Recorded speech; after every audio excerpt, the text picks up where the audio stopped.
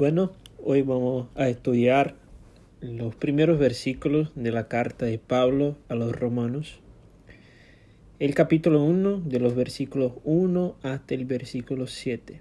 Y vamos a empezar leyendo.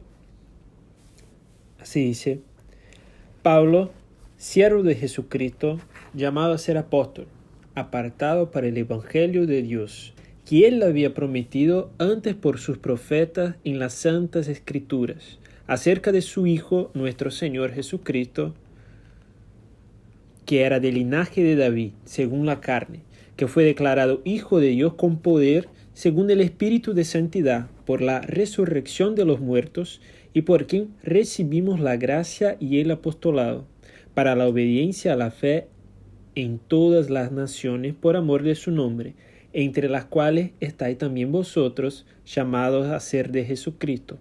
A todos los que estáis en Roma, amados de Dios, llamados a ser santos, gracia y paz a vosotros, de Dios nuestro Padre y del Señor Jesucristo.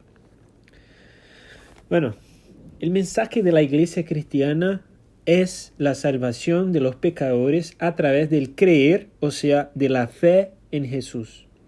La iglesia en general está muy involucrada en obras sociales, se posiciona fuerte en la cultura, se inserta en la sociedad, pero su característica principal es el mensaje de salvación, que de tal manera amó Dios al mundo que dio a su Hijo unigénito para todo aquel en que en él cree no se pierda, pero tenga la vida eterna.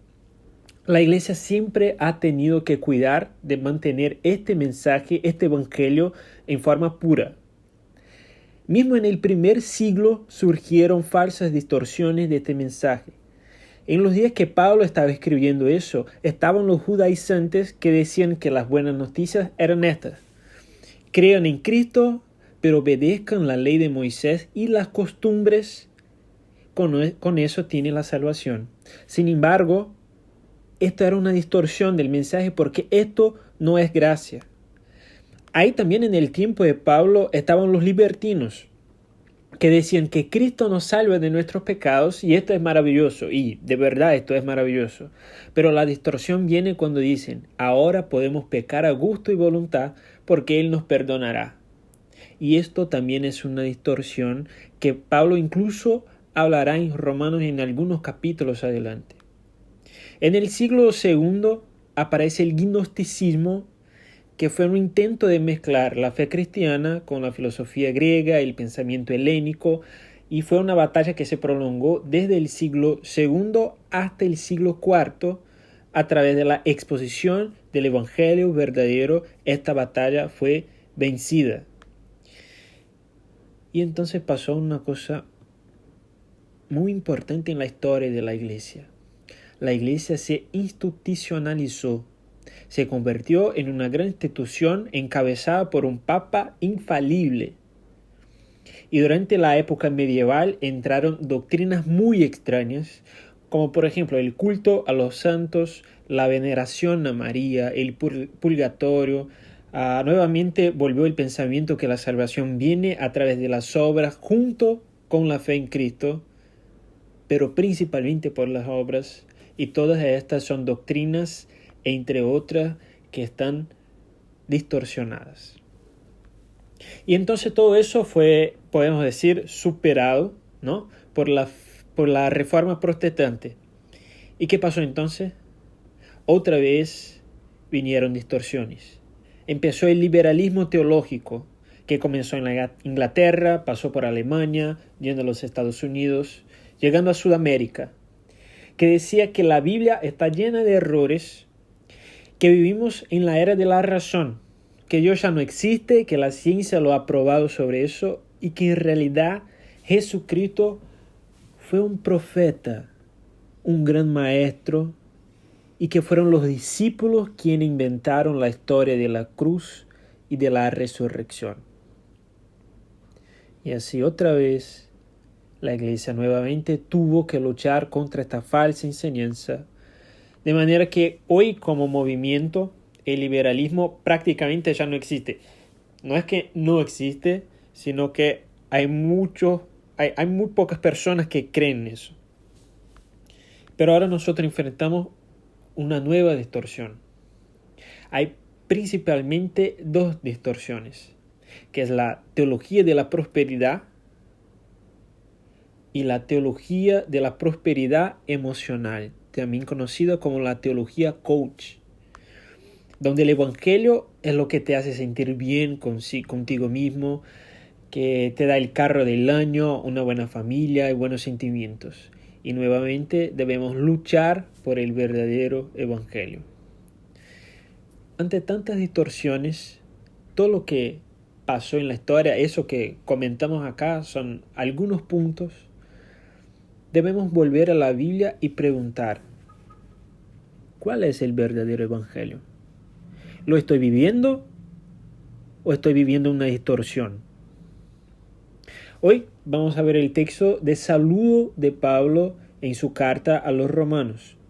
Esta carta sigue un patrón muy común en el tiempo, que es así. Hay una introducción con el nombre de quien envía la carta, algunas explicaciones al respecto de la persona, indica quién se envía la carta y hace un voto, que es una especie de deseo de bendición y paz para quienes escuchan y leen.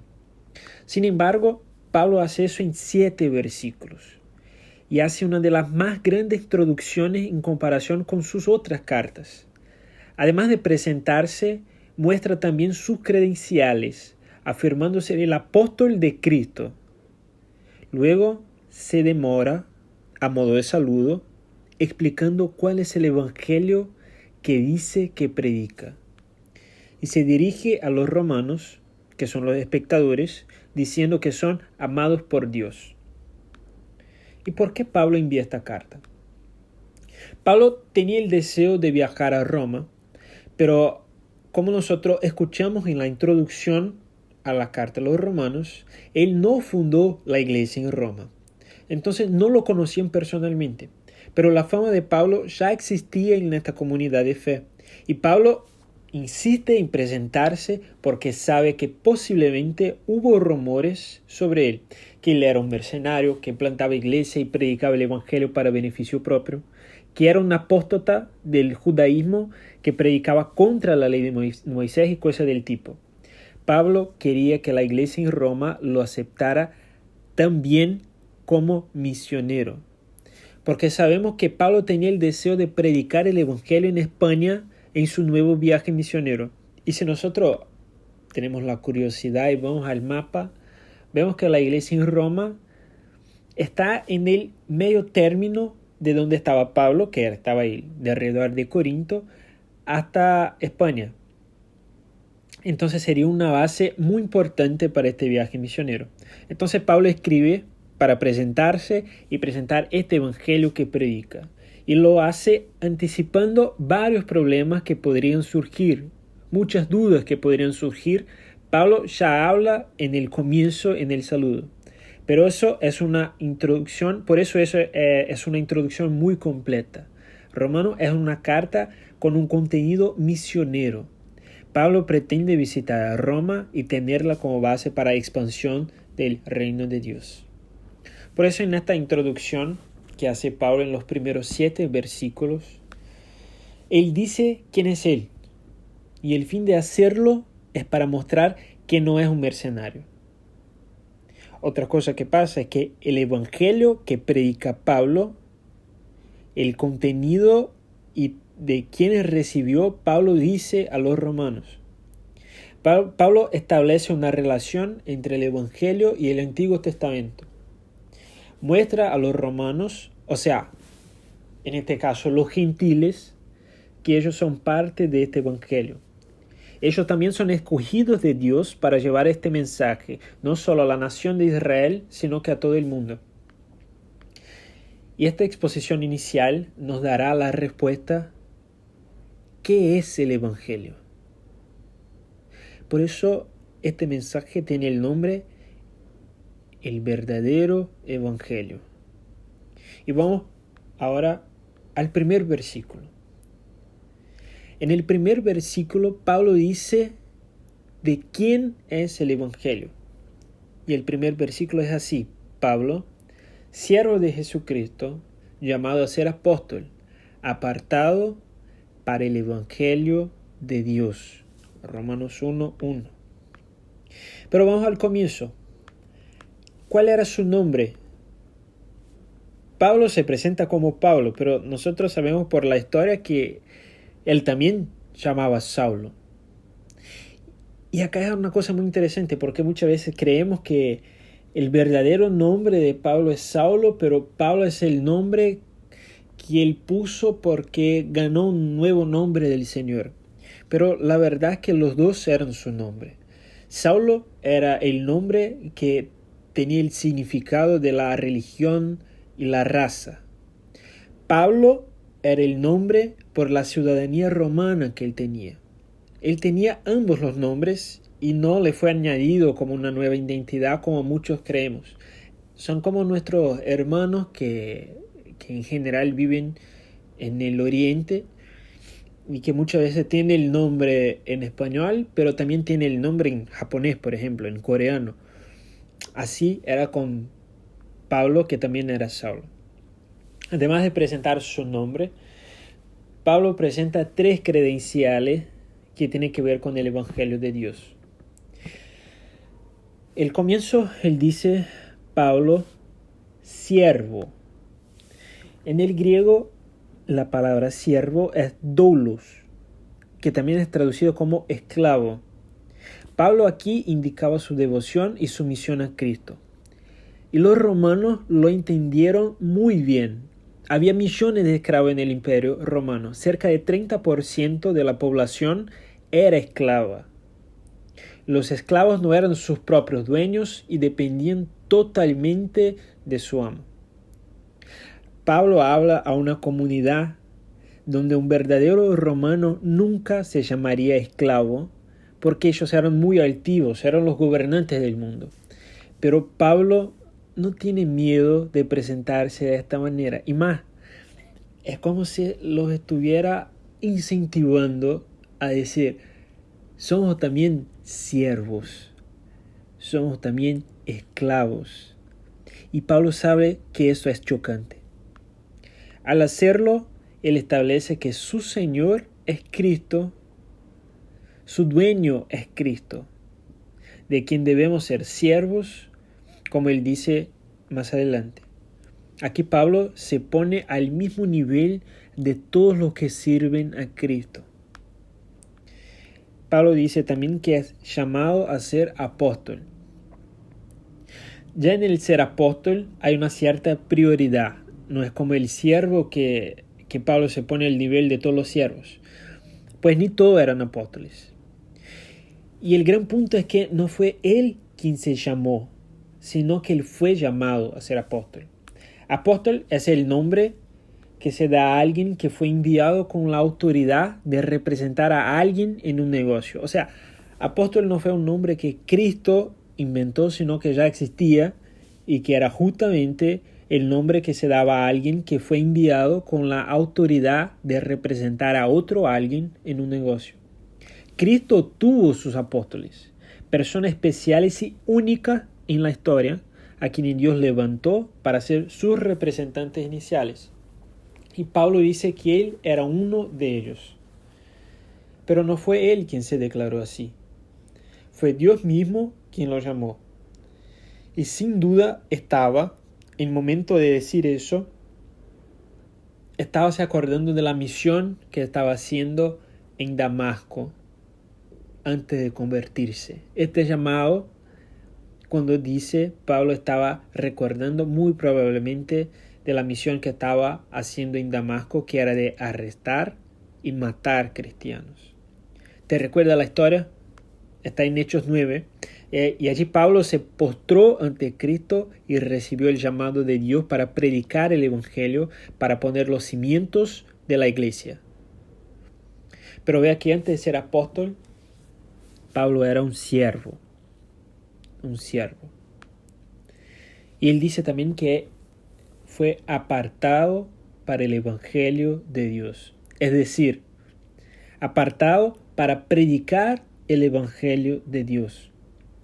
Y en griego esta frase también representa un juego de palabras que por la lengua latina nosotros no comprendemos. Apartado en el griego es el aforizo, se traduce así más o menos. Pero hay otra palabra que tiene la misma raíz de aforizo, que es una palabra muy conocida por Pablo, que es la palabra fariseo, que en el griego es farisaios. Ella tiene la misma raíz, las mismas consonantes. El término fariseo surgió alrededor del año 300 a.C., que hubo una guerra que se llama Guerra de los Macabeos, que pasó cuando Israel luchó contra la influencia de potencias extranjeras en su cultura y en su religión. Y toda esta guerra fue encabezada por el sacerdote macabeo y por su familia. De este movimiento de reacción contra la influencia extranjera surge un grupo de personas decididas a mantener pura la fe, a mantener la fe apartada de la impureza. Era un grupo que quería apartarse de las prácticas paganas y de la idolatría. Estos eran los fariseos, que significa como apartados de las prácticas, apartados de la impureza. Y por eso hay este juego de palabras. Porque Pablo y las personas que escuchaban y leían las cartas sabían de eso. Él había sido un fariseo. Y un buen fariseo. Pero ahora era un fariseo distinto. Era un fariseo apartado, pero para Jesús. Era como si Pablo estuviera hablando, Él me apartó para el Evangelio. Una vez fariseo, pero ahora soy apartado. Siervo, llamado y apartado. Pablo quiere decir que todas estas cosas tienen su origen en Dios, tanto siervo como llamado como apartado. Es como si Pablo le estuviera demostrando que todos los rumores que pudieran existir sobre él eran falsos, porque fue Dios quien lo eligió y no él quien decidió hacerlo. No fue él quien creó el Evangelio, es el Evangelio de Dios. El mismo Dios que lo hizo siervo, lo llamó y lo apartó. Él es siervo de, llamado por y apartado para. Todo eso está en Dios. El centro de la vida de Pablo y todo lo que él es está en Dios.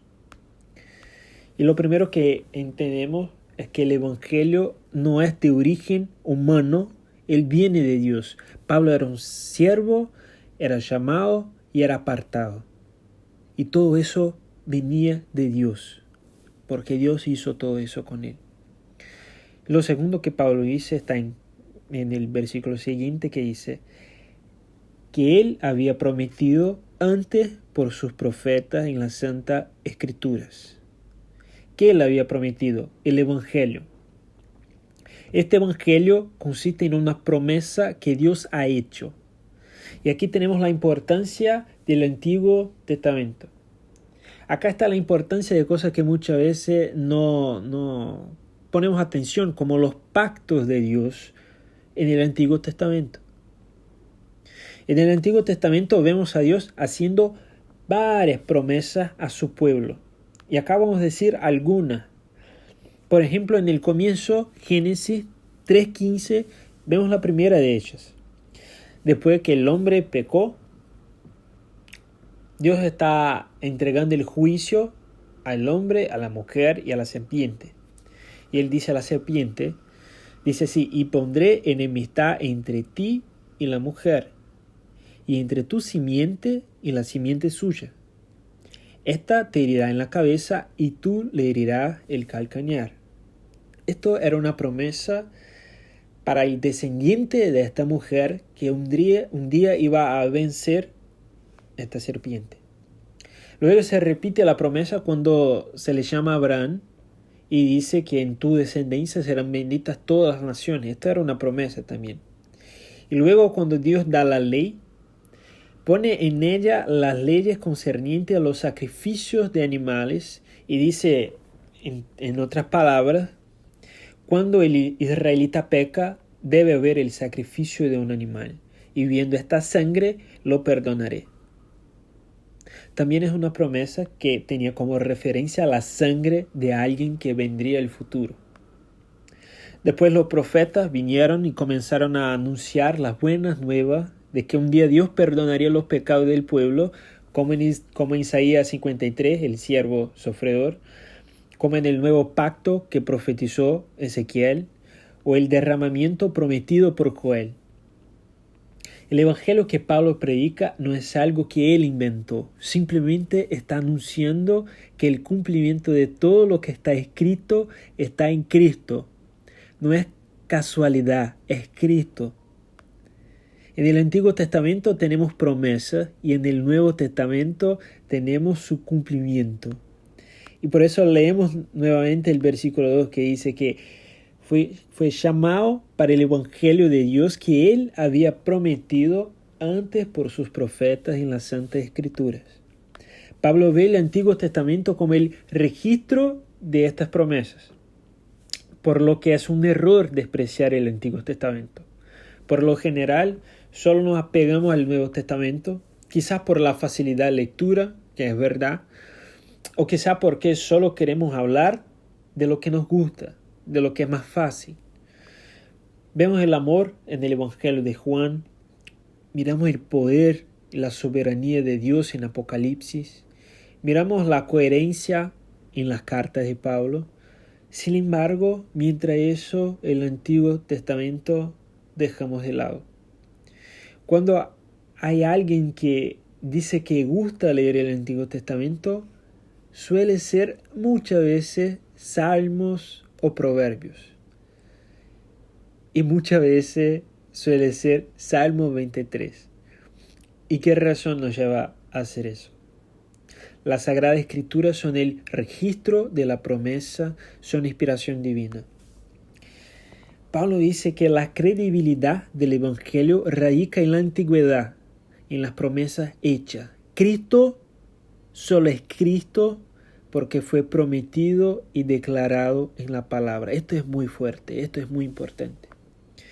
Y esto es lo segundo que aprendemos. El Evangelio es el cumplimiento de las promesas hechas por Dios a su pueblo. Y estas promesas fueron realizadas y cumplidas plenamente en Cristo. Lo tercero que sabemos es que el Evangelio gira en torno a una persona. Y el versículo 3 dice, acerca de su Hijo, nuestro Señor Jesucristo, que era del linaje de David según la carne.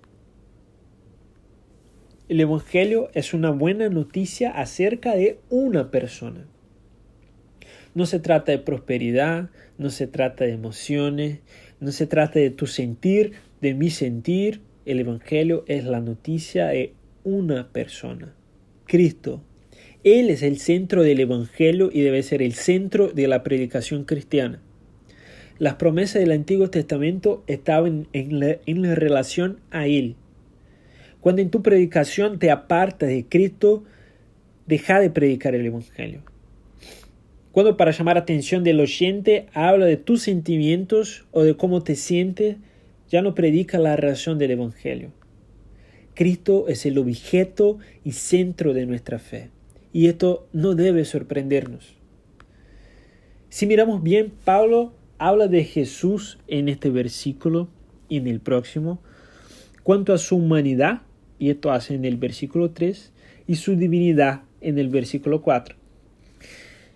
La humanidad y la divinidad son los dos requisitos que se encuentran en Cristo cuando se trata de la salvación. A partir de la humanidad de Cristo, Pablo muestra que el ser divino asumió la naturaleza humana con un nacimiento miraculoso en carne.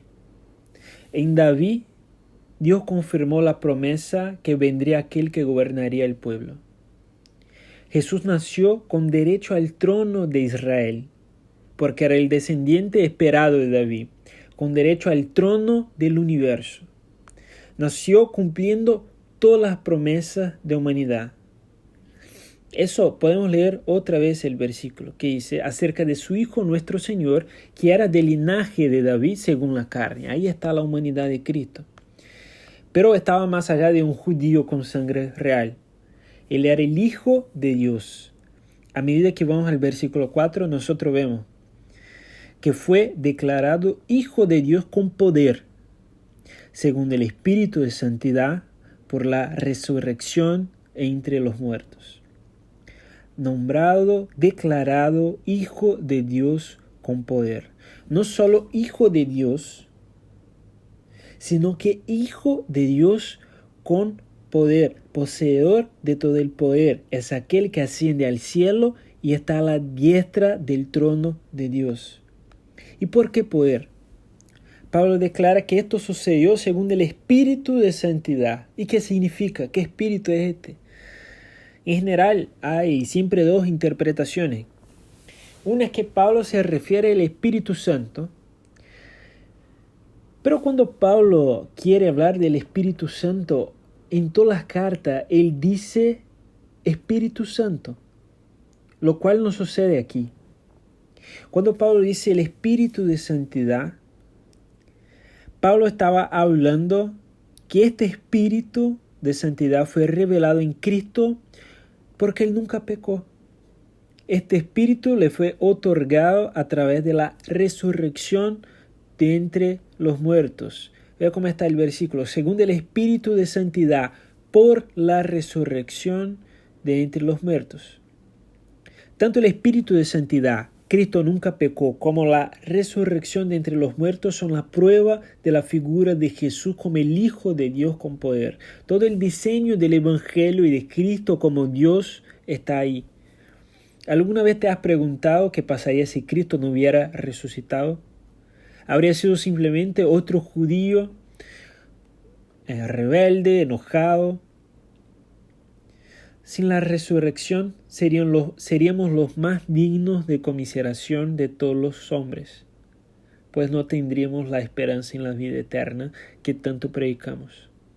Pero Cristo resucitó y Él tiene el poder, y por este poder Él puede decir, como dijo en Mateo 28, todo poder me ha sido dado en el cielo y en la tierra, por tanto, id y predicad el Evangelio.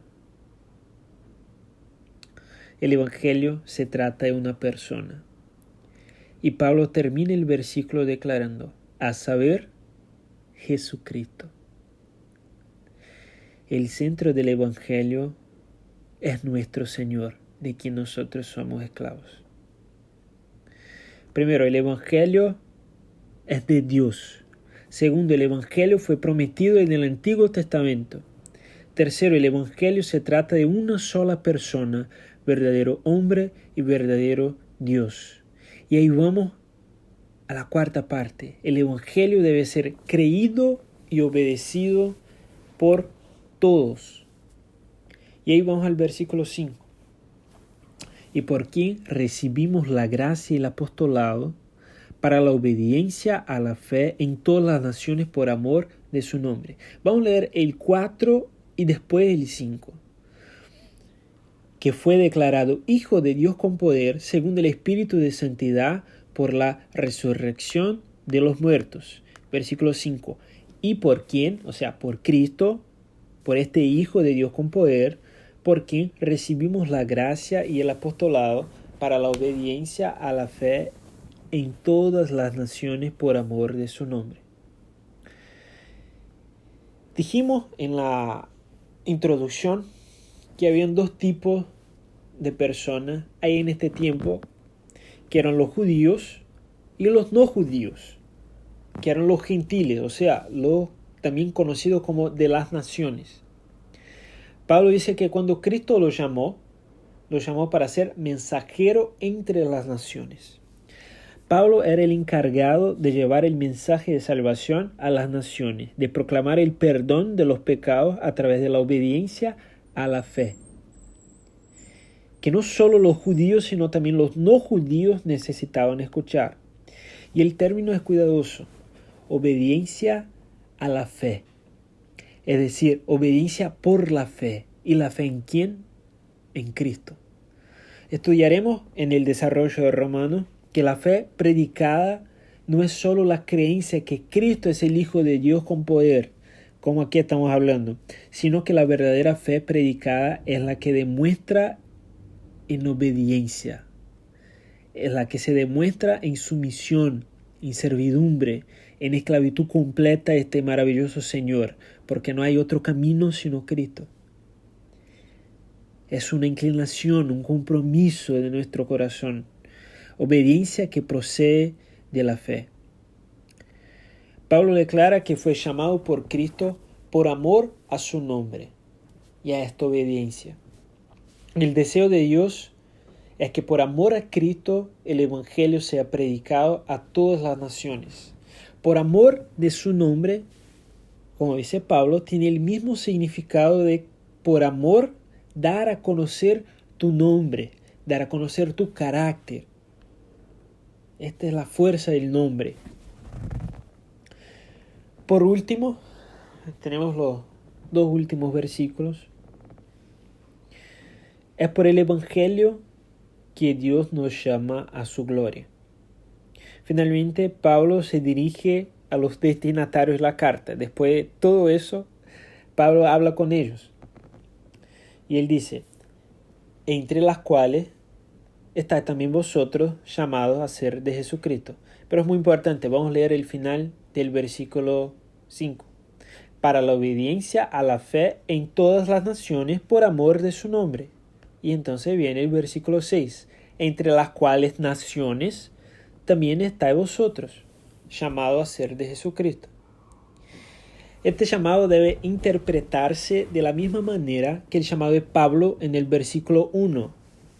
¿Acuerdas cuando hablamos de Hechos 9?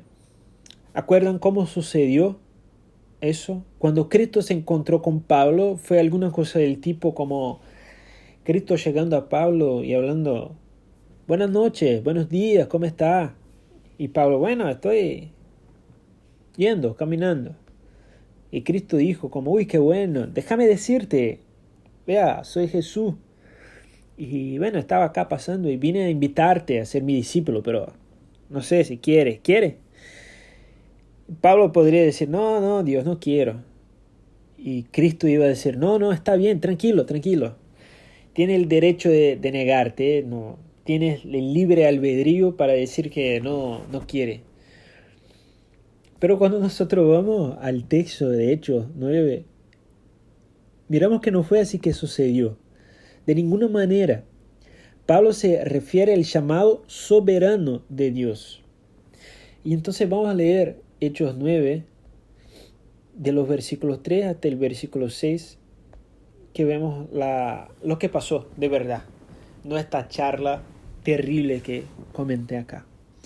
Dice así, mas yendo por el camino, aconteció que al llegar cerca de Damasco, repentinamente le rodeó un resplandor de luz del cielo, y cayendo en tierra, oyó una voz que le decía, Saulo, Saulo, ¿por qué me persigues? Y él, Saulo, dijo, ¿quién eres, Señor? Y le dijo, yo soy Jesús a quien tú persigues. Dura cosa te es dar cosas contra el aguijón. Él, Saulo, Pablo, temblando y temeroso, dijo, Señor, ¿qué quieres que yo haga?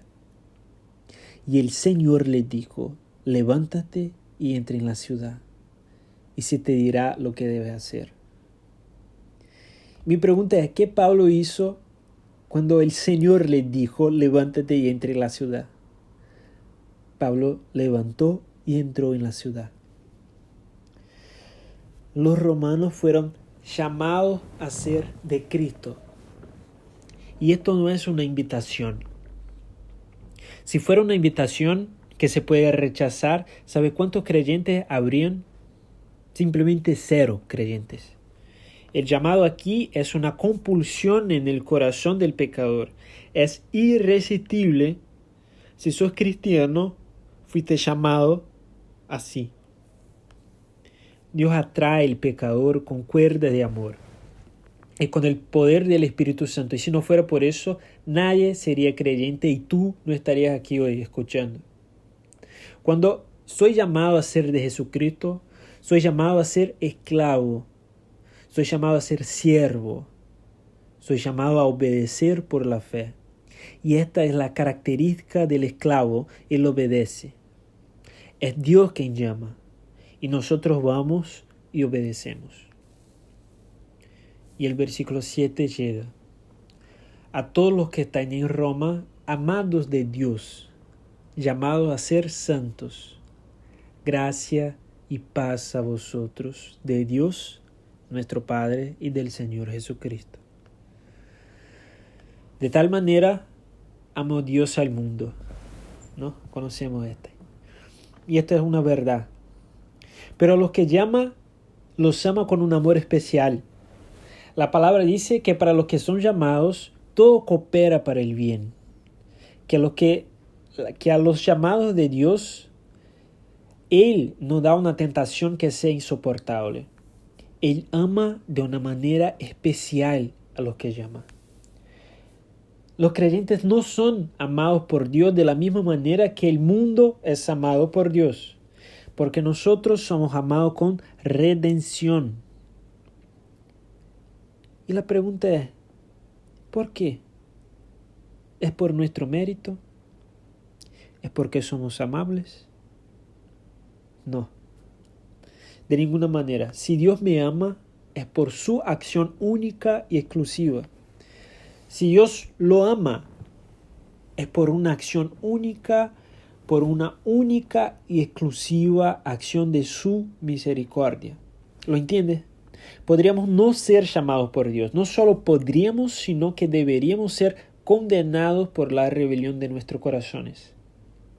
Pero con cuerdas de amor, en su infinita misericordia, Dios nos arrancó del lodo del pecado, de la basura de nuestra vida.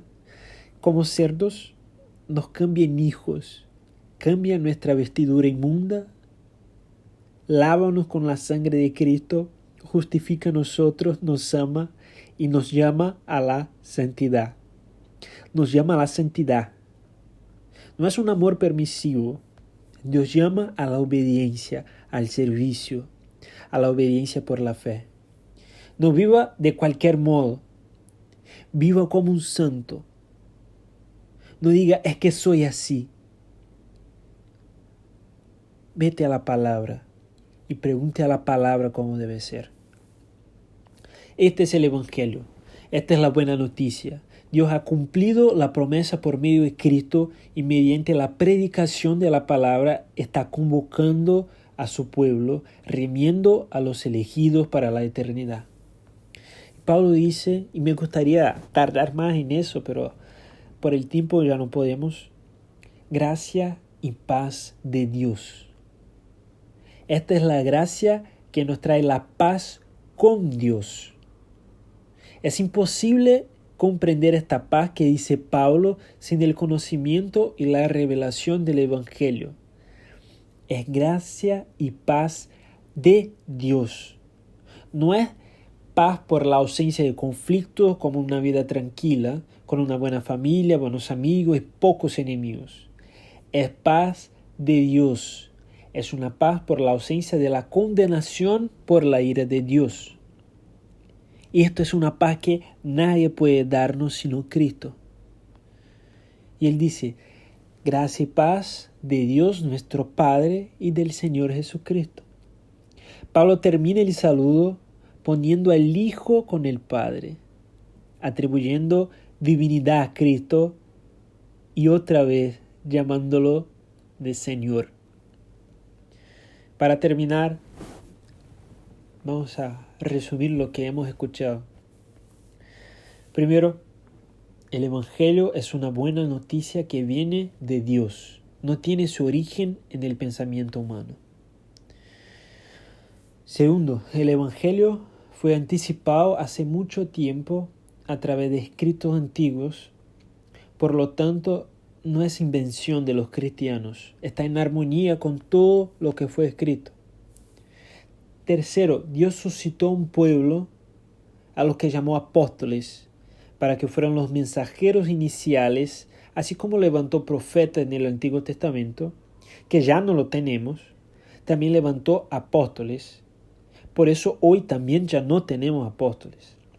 Los profetas fueron los responsables para escribir las promesas, y los apóstoles sobre el cumplimiento y el cimiento de la iglesia cristiana. Ahora vivimos sobre la base de estos. No necesitamos apóstoles, sino que necesitamos pastores y maestros, gente para servir y predicar. Necesitan adoradores en espíritu y en verdad. Y por cuarto, el Evangelio es sobre Jesucristo. Deja de seguir escuchar a los falsos profetas, que hablan más de tus emociones, que prometen bendiciones a través de recetas, por hacer algo, ya sean bendiciones financieras o emocionales. Si estás aquí simplemente para recibirla, todavía no entiendes el Evangelio. El Evangelio no se trata de ti, sino que se trata de Cristo. El infierno está lleno de personas que alguna vez creyó en un evangelio falso. El evangelio es a través de la obediencia por la fe, y eso produce santidad. Si el evangelio que vive no es un evangelio que te lleva a la santidad, muy probablemente está en un evangelio falso. No puedes ser un siervo de Cristo si constantemente y consciente desobedece a tu Señor y lo ofendes. El evangelio creído debe ser obedecido. Aquel que es llamado a ser santo. Ame a Cristo. Y quizá hay personas aquí que están cargadas por la culpa de sus pecados, porque alguna vez hicieron alguna cosa mala, por la vida que han vivido o que están viviendo. Y estas son las buenas noticias para ti. Dios ha resuelto el problema de la separación de la humanidad a través de Cristo, y este es el Evangelio. Cree en Cristo, recibe el Evangelio, ama a Dios y recibe el perdón gratuito en Cristo. Solo en Él puedes tener la gracia, paz y vida eterna. Este es el Evangelio, que saca el pecador del mundo de pecado y lo cambia en una nueva vida. Este es Jesucristo a quien predicamos, el Señor, el Hijo, aquel del linaje de David, el que tiene todo el poder en el cielo y en la tierra. Yo me rindo a Él, todo entrego a Él. Como dice el himno, quiero serle fiel. Este es el verdadero Evangelio de Dios.